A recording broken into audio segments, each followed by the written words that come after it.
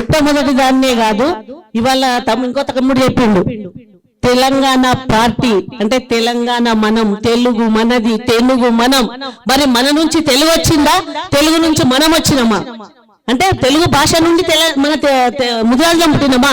అంటే తెలుగు కులం పుట్టిందా? లేకపోతే తెలుగు కులం రాస్తేనే తెలుగు భాష వచ్చిందా అని అంత అర్థం తీసుకొచ్చిందాక తమ్ముడు చెప్పిండు. మరి ఆ తెలంగాణ రాష్ట్రంలో కూడా మన పేరే ఉంది అంటే తెలంగాణ.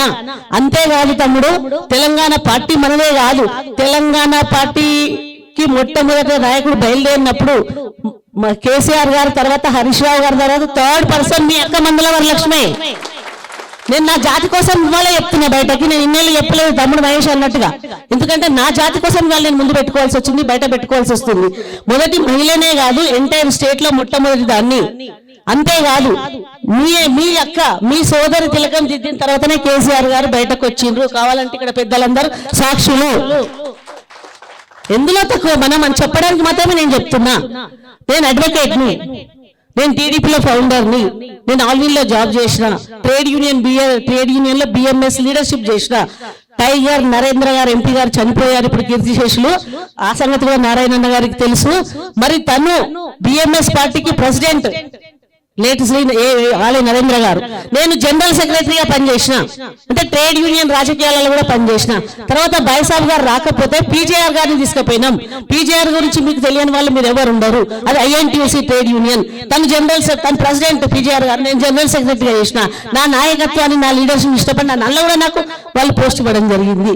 నేను ఆల్వీలో ఫస్ట్ బ్యాచ్ లో విఆర్ఎస్ తీసుకొని ప్రాక్టీస్ చేస్తున్న తరుణంలో అడ్వకేట్ గా ప్రాక్టీస్ చేస్తూ టీడీపీకి పార్ట్ టైం ఇస్తూ వర్క్ చేస్తా ఉన్నాను. నేను సంగారెడ్డి జిల్లా మహిళా అధ్యక్షురాలుగా ఉన్నా, జాబ్ చేసుకుంటా కూడా నేను. ఎందుకంటే అది ఆల్విన్, అది semi conductors limited, private limited semi conductors కాబట్టి ప్రాబ్లం ఉండదు. కాబట్టి అంటే ఈ విధంగా పోతున్న తరుణంలో మనకి ఉద్యమం మొదలైంది. నేను జ్ఞానేశ్వరుని దగ్గరనే మొదట కులం గురించి నేర్చుకున్నా. జ్ఞానేశ్వరునితో పెద్దలతో సాయి కుమార్ అన్న వీళ్ళతో కలిసి పనిచేసిన. నేను అప్పుడు వాళ్ళ ముందు చాలా చిన్న పిల్లని అయినా కూడా వాళ్ళని చూస్తూ వాళ్ళతో కలిసి నడుస్తూ పనిచేసిన. అన్న జ్ఞానేశ్వరన్న ప్రెసిడెంట్ గా ఉంటే నేను మహిళా వింగ్ లో పనిచేయలేదు, నేను వాళ్ళ బాడీలోనే నేను వైస్ ప్రెసిడెంట్ గా పనిచేసిన. ఆ తర్వాత కోణమంతా మీకు తెలుసు, ఎందుకంటే తెలంగాణ ఉద్యమం మొదలు కావడం జరిగింది. ఆ తెలంగాణ ఉద్యమంలో బాటగా అటు టీడీపీ పార్టీని వదిలిపెట్టడము, ఇక్కడ ప్రాక్టీస్ అడ్వకేట్ గా ప్రాక్టీస్ వదిలిపెట్టడము, అదే విధంగా జ్ఞానేశ్వర అన్న దగ్గర ఉన్న ఆ సంఘాన్ని వదిలిపెట్టి నేను ఇటు టీఆర్ఎస్ లోకి రావడము. అదే విధంగా బండా ప్రకాష్ అన్న కూడా కొంచెం తెలంగాణ అన్నందున బండా ప్రకాష్ అన్న గారితో పనిచేయడం కలిసి పనిచేయడం జరుగుతూ ఉంది. బండా ప్రకాష్ అన్న గారి దగ్గర మాత్రమే నేను మహిళా వింగ్ రాష్ట్ర అధ్యక్షురాలుగా పనిచేస్తా ఉన్నాను. అంతా నేను అన్నదమ్ములతో కలిసి పనిచేసిన. మహిళా వింగ్ లో పనిచేయడం ఇప్పుడే మొదటిసారి నాకు. 2017 నుంచి నేను బండా ప్రకాష్ అన్న దగ్గర మహిళా ప్రెసిడెంట్ గా పనిచేస్తా ఉన్నా మన రాష్ట్రానికి ముదిరాజుల కోసం. మరి ఎక్కువ టైం నేను ముందేమి ఇచ్చిన, తెలంగాణ ఉద్యమానికి ఇచ్చిన. సరే తెలంగాణ ఉద్యమానికి మనతో పని ఎప్పటి వరకు పడ్డది? నాకు తెలంగాణ ఉద్యమంలో పోస్ట్ ఇవ్వలేదని కాదు, మొట్టమొదటి జనరల్ సెక్రటరీ నేను తెలంగాణ ఉద్యమంలో రాష్ట్రానికి. కేసీఆర్ గారు ప్రెసిడెంట్ అయితే నేను జనరల్ సెక్రటరీగా పనిచేసాను. మనం ఎందులో తక్కువ తమ్మి? నాకు అదే అర్థమైతలేదు ఇప్పుడు కూడా. ఎందులో తక్కువ మనం అంటే ఒక ఉద్యమానికి మీ అక్క ఒక మహిళ పోయింది అంటే సంసారం విడిచిపెట్టి అడ్వకేట్ గా ప్రాక్టీస్, ఇప్పుడు తినడానికి తాగడానికి లేకను రాజకీయాలలో పనిచేయనికను ఒక పోస్ట్ కోసమో పోలేదు కదా. అప్పుడు అధికార పార్టీ అయినటువంటి టీడీపీ ఇంకా 3.5 సంవత్సరాలు అధికారంలో ఉంటది. నా మధ్య జిల్లా పరిషత్ చైర్మన్ మెదక్ జిల్లాకు. అటువంటి స్థాయిలో నేను అధికార పార్టీని వదిలిపెట్టి తెలంగాణ జెండా ఎందుకు పట్టిన? నా ప్రాక్టీస్ వదిలిపెట్టి నేను బీసీ లేడీగా 3.5 సంవత్సరాలు పనిచేసి ఉంటే మ్యాజిస్ట్రేట్ అయ్యేదాన్ని, డిస్ట్రిక్ట్ మ్యాజిస్ట్రేట్. నేను వదిలిపెట్టి తెలంగాణ కోసం పనిచేసిన. అంటే మన ముదిరాజుల కమిట్మెంట్ ఇట్లుంటది. మనం దేనికి పనిచేసినా ఇదే కమిట్మెంట్ తో పనిచేస్తాము. ఉద్యమానికి అదే కమిట్మెంట్ తో పనిచేసినాం. అప్పుడు నాకు జనరల్ సెక్రటరీ ఇచ్చారు. పోలిట్ బ్యూరో అంటే మీకు తెలుసు, పోలిట్ బ్యూరో అంటే ఒక ఇంపార్టెంట్ 10 మందిని పోలిట్ బ్యూరోలో జెంట్స్ ని పెడతా సార్ మేధావులని, అందులో ఓన్లీ లేడీ నేను 11వ దాన్ని. తర్వాత కొందరిని పెంచుతా 21 మందితో పోలిట్ బ్యూరో చేస్తా సెకండ్ టైం. 20 మంది జెంట్స్ అయితే ఓన్లీ లేడీ నేను ముదిరాజుగా. ఎందుకు చెప్తున్నా అంటే వీటన్నిటికీ పనికొచ్చిన మీ ముదిరాజు బిడ్డ, మీ సోదరి అంటే ఉద్యమానికి పనికొచ్చింది, జనరల్ సెక్రటరీగా పనికొచ్చిన, పోలిట్ బ్యూరోగా పనికొచ్చిన. నా కెరీర్ అంతా పక్కన పడేసి, నా ఫ్యామిలీ పడేసి, నా సుఖ సంతోషాలు పడేసి ఎన్ని ఉంటాయి తమ్మి మీకు తెలుసు. అంటే ఉద్యమం ఎప్పుడు మొదలైంది? 2021లో 2001లో మొదలైంది తెలుసు కదా మీకు. మరి 1 year ముందు కసరత్తు చేసినా అని మన కేసీఆర్ గారు చెప్తా ఉంటారు. 2001లో స్టార్ట్ అయినప్పటికీ ఒక 1 year ముందు మేము కసరత్తు చేసిన తర్వాత ప్రారంభించినామని చెప్తా ఉంటారు. మరి ఆ కసరత్తులో కూడా నేను భాగస్వామిని. అంటే 2000 నుంచి నేను ఉద్యమానికి పనిచేస్తూ వచ్చిన. అంటే మనం వీటన్నిటికీ పనికొచ్చినాం, మనం తెలంగాణ తీసుకొచ్చుకోవడానికి పనికొచ్చినాం. ఇక ఎక్కడ వెనుకబడ్డాము అంటే తెలంగాణ రాష్ట్రం సిద్ధించిన తర్వాత మనం వెనుకబడ్డాము. అంటే రాష్ట్రం వచ్చిన తర్వాత, మనం అధికారంలోకి వచ్చిన తర్వాత మాకు ఇంకా గుర్తింపు లేదు. ఈ రోజు దాకా నాకు మళ్ళా పోస్ట్ లేదు. ఎందుకు? ఎట్లా తక్కువ మనం ఒకటి ఇందాక తమ్ముళ్ళు అందరు చెప్పారు, చెప్పింది నేను మళ్ళా చెప్పి టైం వేస్ట్ అయిపోతుంది. మనకు యూనిటీ, మన దగ్గర ఐక్యత లేదు కాబట్టి ఇప్పుడు చూడు ఎన్ని సంఘాలలో ఇంత పెద్ద ముఖ్యులు ఉన్నారు. ఇందాక తమ్ముళ్ళంతా చెప్పిన పెద్దలు, నేను చెప్పిన పెద్దలందరూ నిజంగా వీళ్ళందరూ ఒక తాటి మీదకి వస్తే, ఒకటిగా ఉంటే ఎంత బాగుంటుంది అని మేమందరం కృషి చేస్తూనే ఉన్నాం, అందరం మాట్లాడుతూనే ఉంటాం, అందరం అడుగుతూనే ఉంటాం. ఇప్పటికిప్పుడు ప్రజెంట్ గవర్నమెంట్ ఏదైతే ఉన్నదో ఆ గవర్నమెంట్ లో కూడా సీఎం గారు ఒక మాట చెప్పిండ్రు అని నేను వినడం జరిగింది. అంటే అందరు చెప్తుంటే వినడమే, నేనైతే స్వయంగా వినలేదు. మీ ముదిరాజు మిత్రులు ఎవరున్నారో అందరూ ఒకటిగా రండి అని ఆయన చెప్పిండు అని నాకు తెలిసింది. మరి అది ఎందుకు జరుగుతలేదు? అన్నలు పెద్దలు ఇక్కడ ఉన్నారు కాబట్టి ఎవరెవరు వాళ్ళ పెద్దల దగ్గర తీసుకుపోతారు కాబట్టి నేను అడుగుతా ఉన్నా. మరి ఈ మనమందరం పెద్దలు, మీ పెద్దలు వాళ్ళని తీసుకొని మనమందరం ఎందుకు సీఎం గారి దగ్గరికి ఇప్పుడు పోతలేము?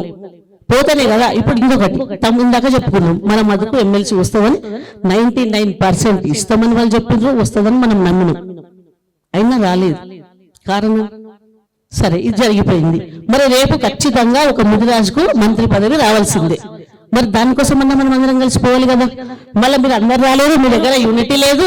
నేను అందుకే రేపు ఏదైనా జరిగిపోయినాక ఏం లాభం? మనం యుద్ధాలు చేస్తాము, ఫైటింగ్లు చేస్తాము, మీటింగ్లు పెట్టుకుంటామంటే జరిగిపోయినాక కాదు కదన్నా, ముందే పోవాలి కదా. ఎందుకు ఈ పెద్దలందరూ కలిసి సీఎం దగ్గర, రేవంత్ రెడ్డి గారి దగ్గర పోయి కూర్చుంటలేరు? రేవంత్ రెడ్డి కొత్త కాదు కదా తమ్మి. రేవంత్ రెడ్డి మన టీఆర్ఎస్ పనిచేసిన తమ్ముళ్ళకి తెలుసు, నాతో కలిసి పనిచేసిండు. ఇప్పుడు నేను పోయినా అనుకో, వరలక్ష్మి రేవంత్ రెడ్డి దగ్గర పోయిన కాంగ్రెస్ లోకి పోయింది అంటారు. వాళ్ళు పోతే ఏం కాదు, మగవాళ్ళు. మరి మహిళలు పోవద్దు, మేము పోతే మాత్రం అయిపోతుంది. ఎందుకంటే నాకు ముందే ఉన్నాయి పరిచయాలు, మరి అది వేరే ఉంటుంది. మళ్ళీ మేము పోతే ఇప్పుడు కనీసం మనలో ఎవరికి రాకపోయినా, మీరు నమ్ముతారో నమ్మరో, ఫుల్ టైం ఎప్పుడైతే ఉద్యమం తర్వాత ఇక తెలంగాణ వచ్చేసిందో, తెలంగాణ తర్వాత పూర్తి సమయం నేను కులానికి పెట్టడం జరుగుతూ ఉంది. ఈ కులంలో 33 జిల్లాలలో 32 జిల్లాలకు అధ్యక్షులు ఉండే జెంట్స్ జిల్లా కమిటీలకు. సంగారెడ్డి జిల్లాకు లేకుండే, ఎవరినో ఎప్పుడో ఒక నేషన్ వాళ్ళు పట్టించుకొని రావట్లేదు. బండా ప్రకాశంతో 2 ఏళ్ళు అడిగి పోరాటం చేసి అమ్మ నీ ఇష్టం, నువ్వు ఎవరిని తీసుకొస్తావు పర్ఫెక్ట్ గా తీసుకురా, నీ ఇష్టం ఉన్నదే ఇద్దామన్నాడు అన్న. అంటే వెతికి పులిమామిడి రాజు అని మీరు అందరు గుర్తుపడతారు. పులిమామిడి రాజుని తీసుకుపోయి మనం ప్రెసిడెంట్ చేసినందుకు తన పేరు నిలబెట్టిండు, చక్కటి సర్వీస్ ఇచ్చిండు.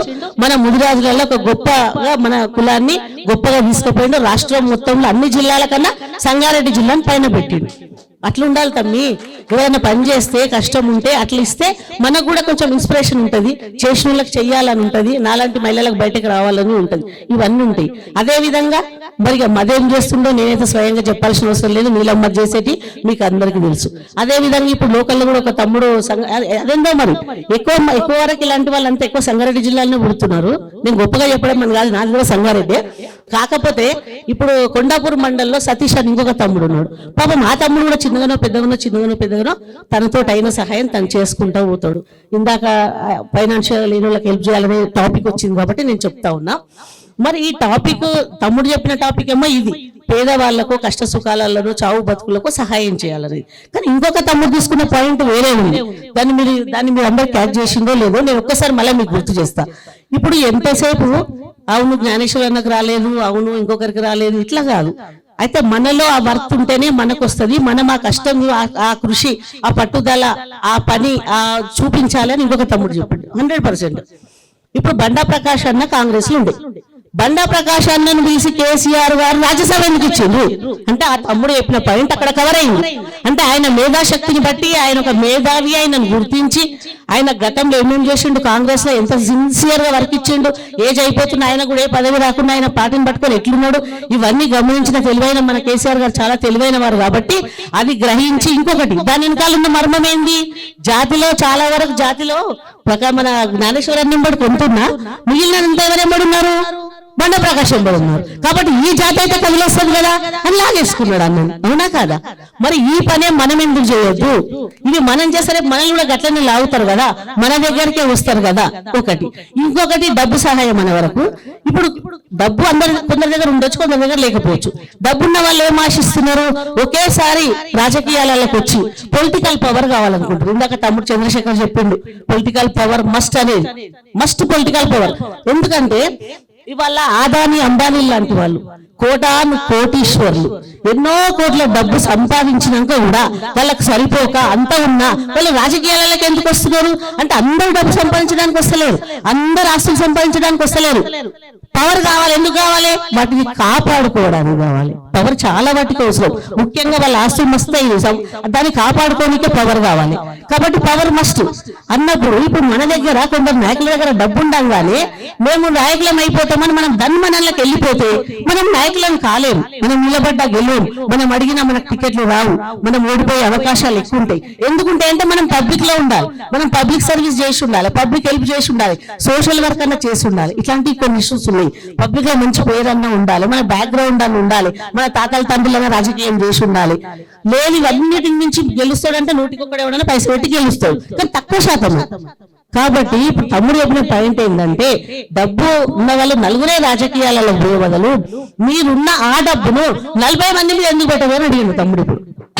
ఇప్పుడు ఆ డబ్బును 40 మంది మీద పెడితే 20 మంది ఓడిపోయినా ఇంక 20 మందిని మనం గెలిపించుకుంటాం కదా. ఆ పని మన నాయకులు చేస్తలేరు. మన నాయకుల దగ్గర డబ్బు మూలుగుతుంటది, మూలుగుతుంటది, ఏదో అవుతుంటది. అసలు మొన్న కరోనా ఎంత సినిమా చూపించుంటాము మనకు. కరోనా చూపించినాక కూడా మన వాళ్ళు ఎందుకు మారుతలేరు అంటే మనోళ్ళనే కాదు, సమాజమే. కరోనాలో కోటాను కోటీశ్వర్లు పోయి వాళ్ళ ఇంట్లో ఏమంటాం వీళ్ళు ఉంటారు కదా మన ఏమంటారు వారసులు లేకుండా పోయింది, ఆ కోట్లు తీసుకుపోయిందా? ఏం చేసుకున్నారు? లేదు కదా. మంచిగా పోయినాడు, మంచి పేరు మాత్రమే సంపాదించుకొని పోయిండు. మరి మిగిలిన వాళ్ళు అట్లా పోలేదు అన్నప్పుడు ఒకటే గ్రహించాల్సింది. ఇందాక తమ్ముడు చెప్పిన పాయింట్ అదే. సరే మనలో తెలివైన వాళ్ళు ఉన్నారు, ధైర్యస్తులు ఉన్నారు, ప్రజా జీవనంలో గడుపుతున్న వాళ్ళు ఉన్నారు, వాళ్ళు నిలబడితే గెలుస్తారు అనే అవకాశం ఉన్నప్పుడు సరే డబ్బున్న పెద్ద మనుషులు అంటే వాళ్ళు ఎక్కడో పైన మెడవాళ్ళు ఉంటారు కాబట్టి వాళ్ళకు వీళ్ళు కనబడకపోవచ్చు కాక. కానీ ఈ విషయం తీసుకెళ్లాల్సిన బాధ్యత ఎవరి మీద ఉంది?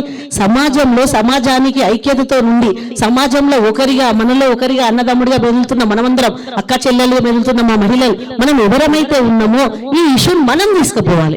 అటు పై వాళ్ళకి మనమే తీసుకుపోవాలి, ఇటు కింది వాళ్ళకే మనమే తీసుకుపోవాలి. వాళ్ళని వాళ్ళకి బాగుందన్న. ముఖ్యంగా ఇప్పుడు నేను చెప్పే విషయం ఏంటంటే ముఖ్యంగా మనం రాజకీయానికి వస్తే ఎమ్మెల్యే విషయాలు ఇప్పుడు వద్దు, చాలా ఏళ్ళు ఉన్నాయి, ఇంకా 3 ఏళ్ళు ఉంది. ఇప్పుడు మనం ముందున్నది ఏంటి? పంచాయతీరాజ్ ఎలక్షన్స్. మరి పంచాయతీరాజ్ ఎలక్షన్లు కానీ ఇందాక మాట్లాడిన తమ్ముళ్ళందరూ ఏం మాట్లాడినారు? ప్రతి ఒక్కరు కూడా ఎంపీటీసీ సర్పంచ్ అన్నారు, ఎంపీటీసీ అన్నారు, జెడ్పీటీసీ అన్నారు, ఆ తర్వాత ఎమ్మెల్యేకి వెళ్ళిపోయారు. మరి జిల్లా పరిషత్ చైర్మన్ మనకు వద్దా? అంటే మనం జెడ్పీటీసీల వరకే ఉండాలి, మనం ఎంపీటీసీల వరకే ఉండాలి, జిల్లా పరిషత్ చైర్మన్ మనం అనుకుందాం. అది మనమే డిసైడ్ అయినామా? లేకపోతే మనకు అందగానే మనం ఆలోచనలు విరమించుకున్నామా? కాదు. రేపు వచ్చేది ఏముంది? ఫస్ట్ మనం దాని మీదనే టార్గెట్ చేయాలి. ఎట్లయితే అర్జునుడు పక్షి కాదు పక్షి గుడ్ల మీద పెట్టిన అన్నట్టు ముందు ఏం కనబడుతుంది? పంచాయతీరాజ్ కనబడుతుంది, దాని మీద పెట్టాలి. దాని తర్వాత ఏం కనబడుతుంది? మనకు మున్సిపల్ కనబడుతున్నాయి. మరి మున్సిపల్లో కూడా వాళ్ళ వరకే, ఎవరు కౌన్సిలర్ల వరకే, చైర్మన్ ఉండదు, మళ్ళీ దాని మీద పెట్టాలి. దాని తర్వాత ఏమొస్తే అప్పుడు వాటి మీద పెడదాం. కాబట్టి ముఖ్యంగా ఇప్పుడు ఒక జెడ్పీటీసీ వరకు మనం ఆగొద్దు తమ్మి, దయచేసి ఎంపీటీసీ వరకు మనం ఆగొద్దు తమ్మి. ఎంపీపీ మనోళ్ళు కావాలి, ఎందుకంటే మన రిజర్వేషన్ ఎక్కువ ఉందని మనమే చెప్తున్నాం కదా. ప్రతి ఒక కాన్స్టిట్యున్సీ ఈ కాన్స్టిట్యున్సీ కాదు, అన్ని కాన్స్టిట్యున్సీలలో మనమే ఉన్నాం. కాబట్టి ఫస్ట్ మనం నాట్ ఓన్లీ ఎంపీటీసీ ఎంపీపీ కావాలి, నాట్ ఓన్లీ జెడ్పీటీసీ జిల్లా పరిషత్ చైర్మన్ కావాలి. రేపు రాబోయే ఎలక్షన్లలో దాని మీద కాన్సన్ట్రేట్ చేయాలి. పెద్దలకు మనం ఏం తీసుకుపోవాలి, డబ్బు విషయానికి వచ్చే వరకు మనం ఎందుకు వెనుకబడినాము, ఇవన్నీ తీసుకుపోతూ ఇంకొకటి మనం ఎంతసేపు హక్కులు ఇప్పుడు మనం హక్కుల కోసం పెట్టుకున్నాం. ఇవన్నీ హక్కులు మా జనాభా ఎంతుందో జనాభా ప్రాతిపదికన మా హక్కులు మాకు కావాలి, మా రిజర్వేషన్ మాకు ఇవ్వమని మనం అడుగుతా ఉన్నాము. ఇప్పుడు బీసీడీ నుంచి అన్నది ఏంది? మనం అడుక్కునేది గుంజుకుంటాము. అవసరమైతే మనమే రాసి రాజ్యాంగం వేసి తీసుకుందామని తమ్ముళ్ళు అందరూ చెప్పారు. 100% గదే జరుగుతుంది. గంటల ఒకటి వీళ్ళు ఎవరు ఇయ్యారు, మనోడే సీఎంఏ రేపు రాస్తాడు. అది ఖచ్చితంగా బీసీడీ నుంచి ఏ అనేది ఇంకొకటి బండ ప్రకాష్ అన్న అడగలేదు అనేది కరెక్ట్ కాదు, వాస్తవం కాదు.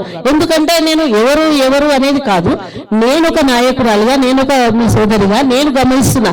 ఇవాళ నేను 2002 నుంచి నేను ఇవాళ మన ముదిరాజ్ కమ్యూనిటీకి వర్క్ చేస్తా ఉన్నా. కాబట్టి ఇందులో ఉన్న మంచి చెడ్డలు కూడా చెప్పుకోవాల్సిన అవసరం నాకుంది. ఎవరు ఏం చేసి ఎవరు ఏం చేయలేరో కూడా చెప్పుకోవాల్సిన బాధ్యత నాకుంది. కాకపోతే బండ ప్రకాష్ అన్న కూడా వీటి మీద ఎప్పుడైతే BCD నుంచి ఏకి కోర్టుకు పోయిందో ఆ రాసిచ్చిన మొత్తం స్క్రిప్ట్ దగ్గర నుంచి అన్నిట్లో బండ ప్రకాష్ అన్న పాత్ర కూడా చాలా ముఖ్యమైనది, చాలా తెలివైంది, అన్న పాత్ర ఉంది. కాకపోతే ఆయన దన్మని ఇట్లా బయట మాట్లాడడము, పొలిటికల్ గా ఇది కావడము. ఇప్పుడు అందరు మనలాగా ఉండరు కదా, ఇప్పుడు 5 ఏళ్ళు ఒకలాగా ఉన్నాయమని, ఇలా జ్ఞానేశ్వరన్ ఒకలా ఉండొచ్చు, బండా ప్రకాష్ అని ఇంకొకలా ఉండొచ్చు, ఈటెల రాజేందర్ గారు ఇంకొకలా ఉండొచ్చు, ఇలా రకరకాలు ఉంటాం కదా. కాబట్టి మనం వాళ్ళని వేలెత్తి చూపకుండా అన్నతోటి ఏం పని అవుతుంది, ప్రకాష్ అన్నతోటి, జ్ఞానేశ్వరన్నతో ఏం పని అవుతుంది, ఈటెల రాజేందర్ గారితో ఏం పని అవుతుంది, నీలం మధుతో ఏం పని అవుతుంది, ఇట్లా చూసుకుందాం కదా మనం. ఇప్పుడు వాకిటి శ్రీహరి గారు ఉన్నారు, తనతో ఏమవుతుంది? ఇక ఇప్పుడు ఇక్కడ అవకాశాలు పోయినాయి, ఇప్పుడు మనకి ఏం మిగిలింది, మంత్రి పదవి మిగిలింది. దాని మీద కాన్సన్ట్రేట్ చేయండి, దాని మీద ఉద్యమించండి. ఖచ్చితంగా మన ముదిరాజుకు మంత్రి పదవి కావాలని కాండగదాం, కొట్లాడదాం, పోరాడదాం, దాన్ని సాధిస్తాం. ఫస్ట్ సాధిస్తే ఏమవుతుంది, ఈ హక్కులు పైకి పోతాయి. మనమే హక్కు, మనం అడిగే హక్కుల మీద మనం ఇంటి కూర్చొని పెట్టుకుంటారు, మాట్లాడతారు. ఇప్పుడు అందరు కలిసి రండి అన్న సీఎం గారే లేదు ఎవరైనా రండి అక్కడ మాట్లాడదాం అనాలంటే మన మంత్రి కావాలి, ఖచ్చితంగా మనోడు మంత్రి కావాలి.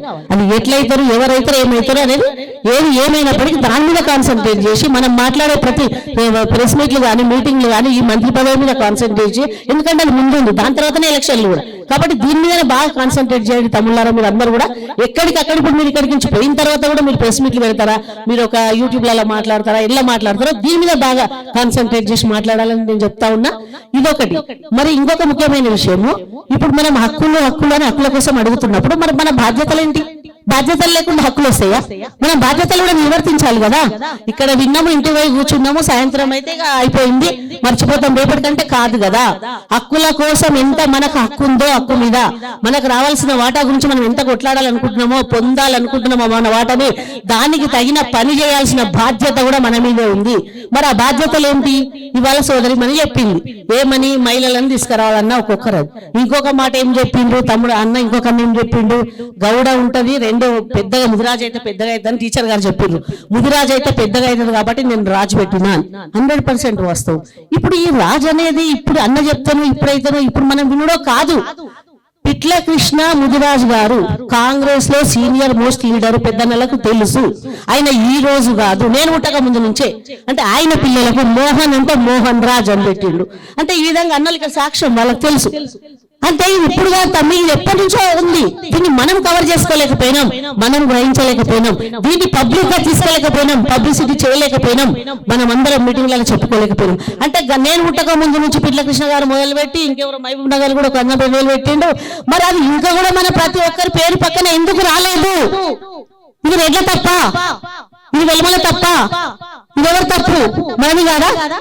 ఇంకా కూడా మన పేర్ల పక్కన ఎందుకు రాలేదు? కాకపోతే కొంత మార్పు వచ్చింది. అదేంటంటే ఇదివరకు గతంలో పేరు పక్కన ముదిరాజు ఎంతమంది పెట్టుకున్నారు చేయలేపమంటే, ఇంతమందిలో ఒక 10 మంది కూడా లేపకపోతారు. కానీ ఈ రోజు నేను సంతోషపడ్డది ఏంటంటే ప్రతి ఒక్కరు లేపింది.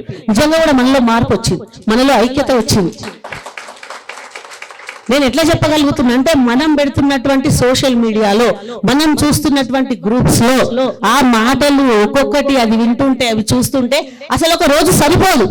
మన ముదిరాజు తమ్ముళ్ళు పెట్టేది గ్రూప్లలో చూడడానికి అసలు నాకు సరిపోతలేదు, సమయం సరిపోతలేదు, ఫోన్లు 2 పెట్టుకుంటే 2 కూడా ఫోన్లు సరిపోతలేదు.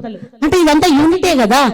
ఎంతసేపు వచ్చినా కూడా రాలేదు అనుకోవద్దు, వచ్చిన దాన్ని ఇంకా ఎట్లా కాపాడుకుందాం, ఇంకా ఎక్కువ ఎట్లా చేసుకుందాం.